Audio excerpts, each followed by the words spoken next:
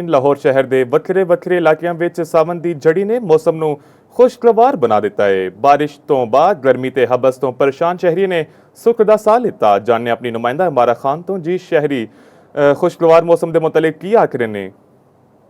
जी बिल्कुल सूबाई हुकूमत लाहौर के मौसम की गल की जाए तो गरज चमक तो बाद लाहौर का मौसम बहुत ज्यादा ठंडा ते खुशगवार हो गया। थोड़ी देर पहले तेज बारिश का सिलसिला शुरू होया लाहौर के आसमान ते उपर काले बादलों का डेरा छाया हुआ है। शहरी इस मौसम नू बड़े ही खूबसूरत तरीके लुत्फअंदोज होते सानू दिखाई दे रहे हैं। मेरे नाल कुछ शहरी मौजूद हैं, उन्होंने पूछने कि इन्ना दिनों बाद जिहड़े लाहौर का मौसम ठंडा होया क्योंकि काफी दिनों तो हब्स का राज बरकरार सी। मैनूं दसो कि बाहर निकले हो किवें इस मौसम नू लुत्फअंदोज करोगे? एक हफ्ता हो गया, बड़ी गर्मी पै रही है इत्थे ते आज माशाअल्लाह ठंडा मौसम पे है ते बस टूर फिर निकले हैं। हम जाएंगे, कुछ खाएंगे पिएंगे, समोसे वगैरह और पकौड़े और ये मौसम एंजॉय करांगे। लाहौरियां दी एक बड़ी खास गल है कि जिवें यह मौसम थोड़ा ठंडा हुंदा है, नॉर्मल हुंदा है ते शहरी जिहड़े ने घरां तो बाहर निकल आंदे ने समोसे पकौड़े इस मौसम दी खास एक गज़ा है। असीं भी समोसे पकौड़े खावांगे, लेकिन पहले शहरियां नूं पुछ लैने कि ओह की समोसे पकौड़े खाणगे या फिर सिर्फ मौसम नूं इंजॉय करनगे।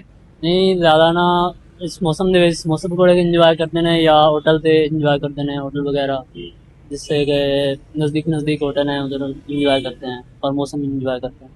जी बिल्कुल दोनों नाल गल हुई, उन्होंने यही कहना सी कि असी बाहर निकले हुए हैं, घूमांगे फिरांगे क्योंकि मौसम का जिहड़ा मौसम वाला जिहड़ा नज़ारा है वो तो लुत्फअंदोज होंदे हुए सानूं नज़र आ रहे हैं। ताहम इस ठंडे मौसम तो बाद लाहौर का दर्जा हरारत जिहड़ा है ना वो घट हो गया। 27 डिग्री सेंटीग्रेड कम तो कम दर्जा हरारत, जबकि ज़्यादा तो ज़्यादा दर्जा हरारत 37 डिग्री रिकॉर्ड किया गया है। वासा दी टीमां भी इत्थे मुतहरिक हो चुकी हैं, जिथे भी पानी खड़ा है वो पानी नूं टाइम नाल इत्थों कड्ढन। तां मैक्सिमम मौसमियां दी बारे गल की जाए तो महकमा मौसमियां के मुताबिक यही कहना है कि बारिश का जो दूसरा स्पेल है शुरू हो चुका है तो बारिश का सिलसिला अज रात तक इसी तरह जारी रहेगा। जी।